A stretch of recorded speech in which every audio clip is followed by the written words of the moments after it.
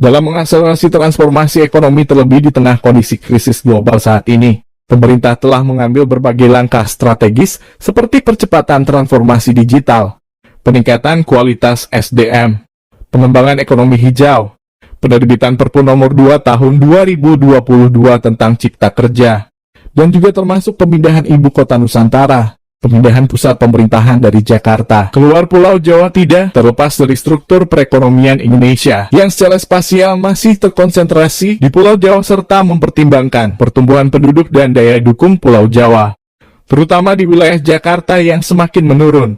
Pemindahan IKN ke Kalimantan yang ditetapkan melalui Undang-Undang Nomor 3 Tahun 2022 tentu menjadi kepastian hukum bagi keberlanjutan dan keberlangsungan pindahnya ibu kota dan komitmen untuk pemerataan ekonomi agar tidak lagi Jawa sentris, tetapi juga membangun ekonomi yang inklusif terutama di kawasan timur Indonesia, ujar Menteri Koordinator Bidang Perekonomian Airlangga Hartarto secara virtual dalam acara Rapimnas Persatuan Insinyur Indonesia pada Jumat 20 Januari 2023. Pembangunan IKN yang mengusung konsep Future Smart Forest City yang berbasis inovasi dan teknologi sejalan dengan arah pembangunan wilayah Pulau Kalimantan yang mendorong diversifikasi ekonomi namun tetap mempertahankan fungsi Kalimantan sebagai paru-paru dunia. Selain itu, pembangunan IKN merupakan program padat karya yang akan menyerap tenaga kerja dalam jumlah besar di mana pada tahun 2023 diperkirakan akan menyerap sekitar 100.000 sampai 200.000 tenaga kerja dan akan berdampak positif pada perekonomian Indonesia.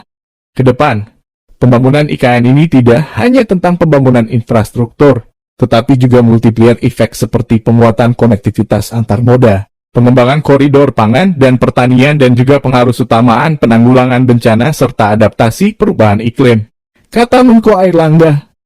Mengingat hal tersebut merupakan sebuah proyek yang besar, Menko Airlangga menekankan pentingnya dukungan dan peran semua stakeholder termasuk Persatuan Insinyur Indonesia untuk mewujudkan visi bersama IKN sebagai katalis peningkatan peradaban Indonesia. Para insinyur diharapkan dapat mengembangkan inovasi dan teknologi dalam membangun IKN sebagai kota dunia untuk semua dan simbol negara maju, mendukung transformasi percepatan energi terbarukan sebagai pengganti fosil, dan melakukan transisi energi menuju sistem ketenagalistrikan, serta terlibat dalam pembangunan IKN yang smart, sustainable, modern, berstandar internasional, dan bisa menjadi identitas bangsa. Untuk mempercepat pembangunan IKN, pemerintah memberikan kesempatan kepada pihak swasta, badan usaha, serta masyarakat untuk turut berperan membangun infrastruktur IKN. Dalam hal ini pemerintah telah menyiapkan dukungan pendanaan melalui skema pembiayaan kerjasama pemerintah dan badan usaha atau KPBU. Pemerintah juga berharap agar para insinyur yang berada di dunia usaha dapat turut mendorong peningkatan kualitas SDM melalui pendidikan vokasi agar tercipta SDM yang kompeten sesuai kebutuhan industri. Pemerintah sendiri telah menyediakan insentif super tax deduction berupa pengurangan penghasilan bruto paling tinggi sebesar 200% dari total biaya yang dikeluarkan untuk pengembangan vokasi.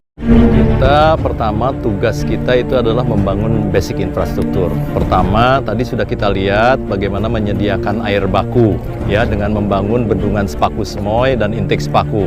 Itu progresnya udah hampir di atas 80%, 82 dan 85% karena itu penting. Yang menjamin ketersediaan air baku untuk air minum nanti di KIPP.